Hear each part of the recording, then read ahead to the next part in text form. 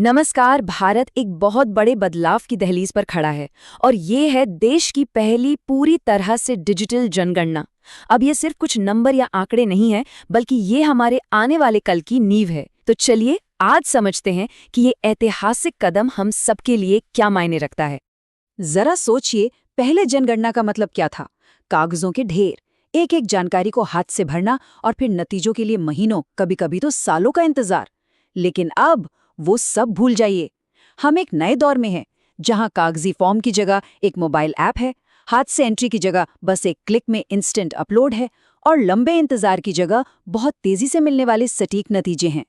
तो आज हम इस पूरे डिजिटल सफर को परत दर परत समझेंगे। सबसे पहले जानेंगे कि ये पहली डिजिटल जनगणना आखिर है क्या। फिर देखेंगे कि हमारी आपकी जानकारी से हमारा भविष्य कैसे जुड़ा है। इसके नए डिजिटल टूल्स पर भी नजर डालेंगे। और हाँ, सबसे जरूरी, खुद ऑनलाइन कैसे हिस्सा लेना है, इसकी एक सिंपल सी गाइड भी देखेंगे। और आखिर में बात करेंगे कि एक डेटा ड्रिवन भारत का मतलब क्या है। तो चलिए सबसे पहले और सबसे बुनियादी सवाल से शुरू करते हैं। जनगणना 2027 है क्या और क्यों इसे देश के लिए एक मील का पत्थर माना जा रहा है? अच्छा, इसे ऐसे समझिए जैसे ये पूरे देश का एक बहुत बड़ा हेल्थ चेकअप हो।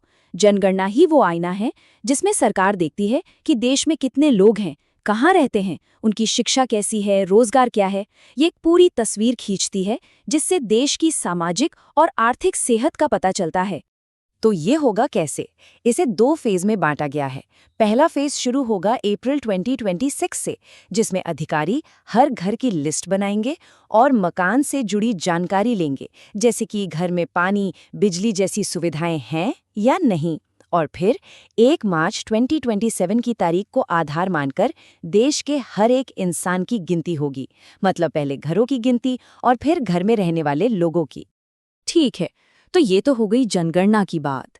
लेकिन असल सवाल तो ये है कि इसका आम जिंदगी से क्या ताल्लुक है।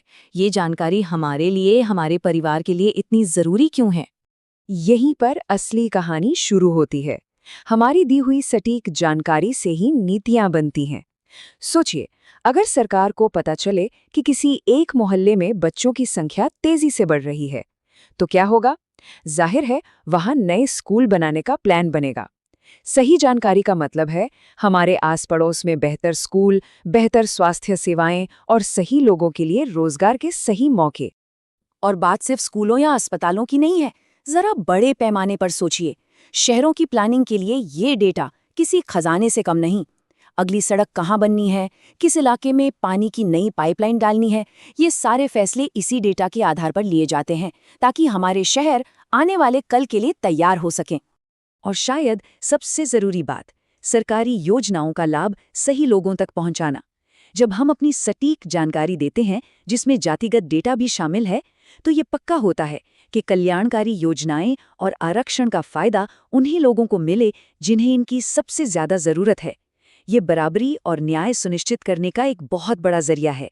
चलिए अब जरा टेक्नोलॉजी की बात करते हैं कि आखिर वो कौन से टूल्स हैं जो इस बार सब कुछ बदलने वाले हैं। इस डिजिटल टूलकिट में नया क्या है? तो सबसे बड़ी बात, सब कुछ एक मोबाइल ऐप से होगा। जी हाँ। और क्या क्या है इसमें? 16 भाषाओं का सपोर्ट, रियल टाइम में डेटा अपलोड, हर एक घर की जियो टैगिंग, और हाँ, जातिगत आंकड़े भी। ये टेक्नोलॉजी का एक जबरदस्त कॉम्बिनेशन है। अब इनमें से एक चीज है जियो टैगिंग। ये सचमुच एक गेम चेंजर है। इसका मतलब क्या है? सीधा सा मतलब है कि देश के हर एक घर को डिजिटल नक्शे पर उसकी सही लोकेशन के साथ पिन कर दिया जाएगा।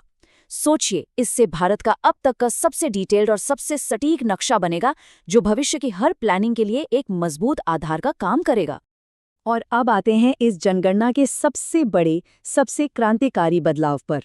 पहली बार देश के नागरिक खुद ही अपनी जानकारी घर बैठे ऑनलाइन भर पाएंगे। चलिए देखते हैं ये कैसे होगा।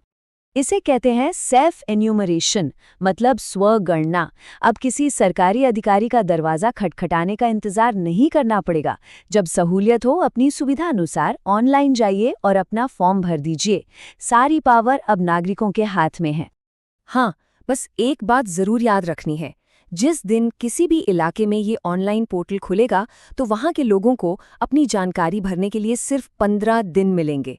तो समय का ध्यान रखना बहुत जरूरी होगा।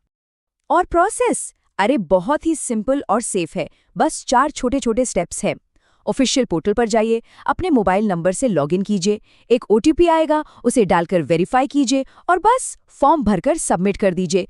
चंद मिनटों का काम है। अच्छा, अब एक सवाल मन में आ सकता है कि भाई जो लोग ऑनलाइन फॉर्म नहीं भर सकते या नहीं भरना चाहते, उनका क्या होगा? तो घबराने की बिल्कुल जरूरत नहीं है। अगर कोई ऑनलाइन फॉर्म नहीं भर पाता है तो एक सरकारी प्रगणक यानी एन्यूमरेटर पहले की तरह ही घर आएंगे और अपने मोबाइल ऐप पर सारी जानकारी लेंगे। मकसद ये है कि देश का हर एक नागरिक गिना जाए, कोई भी पीछे ना छूटे।